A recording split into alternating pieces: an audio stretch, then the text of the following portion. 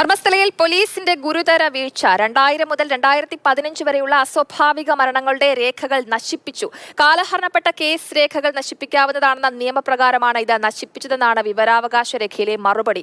2023 November 23-നാണ് ഈ രേഖകൾ നശിപ്പിച്ചത് എന്നും മറുപടിയുണ്ട്. കൂടുതൽ വിവരങ്ങളുമായി സാരംഗ് സുരേഷ് ചേരുന്നുണ്ട്. സാരംഗ്, ഇപ്പോൾ പോലീസിനെതിരെ ഗുരുതര ആരോപണങ്ങളാണ് ഉന്നയിക്കുന്നത്. വലിയ രീതിയിലുള്ള കൃത്യവിലോപനം നടന്നിട്ടുണ്ട് എന്നുള്ളത് വ്യക്തമാണല്ലേ? ജയലക്ഷ്മി, ആദ്യഘട്ടത്തിലെ ആക്ഷൻ കമ്മിറ്റിയും അതുപോലെ തന്നെ നാട്ടുകാരുമൊക്കെ തന്നെ ഒരേ സ്വരത്തോടു കൂടി പറഞ്ഞതാണ് പോലീസ് വലിയ പിഴവുകൾ നിരന്തരമായി ഇവിടെ നടക്കുന്ന അസ്വാഭാവിക മരണങ്ങളുടെ കാര്യങ്ങളിൽ വരുത്താറുണ്ട് എന്നുള്ളത്. അതിലിപ്പോൾ കൃത്യമായ ഒരു രേഖ കൂടി വരുന്നു എന്നതിനാണ് ഏറ്റവും പ്രധാനപ്പെട്ട കാര്യം. കാരണം അസ്വാഭാവിക മരണമാവുന്ന സമയത്ത് അതുമായി ബന്ധപ്പെട്ട FIR അതോടൊപ്പം തന്നെ ഡെത്ത് സർട്ടിഫിക്കറ്റ് ഒക്കെ തന്നെ ഫയൽ ചെയ്ത് വെക്കുന്ന ഒരു രീതി പൊതുവെ പോലീസിനുണ്ട്.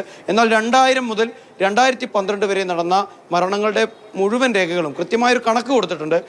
485 മരണങ്ങളാണ് ധർമ്മസ്ഥല ബെൽത്തങ്ങാടി സ്റ്റേഷൻ പരിധികളിലായി നടന്നത് എന്നൊരു കണക്ക് മാത്രമാണ് വിവരാവകാശ രേഖയിൽ നൽകിയിരിക്കുന്നത്.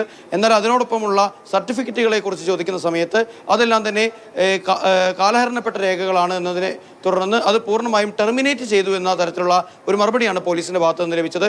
ഒരുപക്ഷെ ഈ അസ്വാഭാവിക മരണങ്ങളെയൊക്കെ തന്നെ ചുറ്റിപ്പറ്റിക്കൊണ്ടുള്ള ഒരു അന്വേഷണത്തിലേക്ക് SIT കടക്കുന്നതിന് തൊട്ടു മുൻപാണ് ഇത്തരത്തിൽ ഞെട്ടിക്കുന്ന ഒരു വിവരം പുറത്തു വരുന്നത് എന്ന് തന്നെയാണ് ഏറ്റവും ശ്രദ്ധേയമായ കാര്യം. കാരണം ജനങ്ങളുടെ ഭാഗത്ത് നിന്നൊക്കെ തന്നെ ഇത്തരത്തിൽ സമാനമായ നിരവധിയായ ആരോപണങ്ങൾ ഉണ്ടായിരുന്നു.